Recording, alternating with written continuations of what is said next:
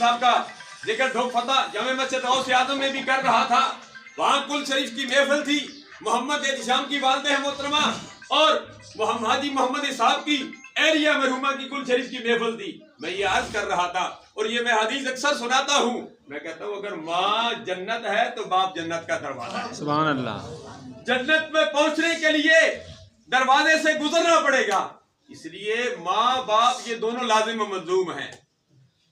حکم کے لحاظ سے ہمیں والد کو ترجیح دینی چاہیے اور ادب کے لحاظ سے علماء فرماتے ہیں اپنی والدہ کو ترجیح دو. جب والدین کا آپس میں کوئی اختلاف آ جائے کسی مسئلے میں، شادی کے مسئلے میں یا کوئی معاملے میں، ہمارے یہاں اختلاف ہوتے ہیں معاشرے میں، تو اختلاف کی صورت میں فرمایا حکم باپ کا مانو اور ادب کے لحاظ سے ماں کو ترجیح دو.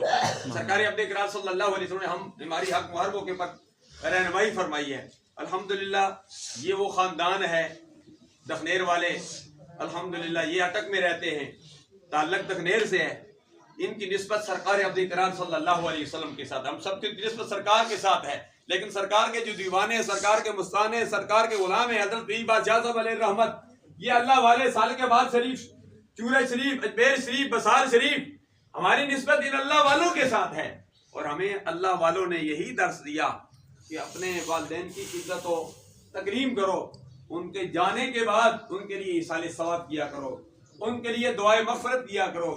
مرحوم دنیا فانی کو چھوڑ کر چلے گئے، مرحوم کے لیے یہ ایک سعادت ہے کہ مرحوم جاتے جاتے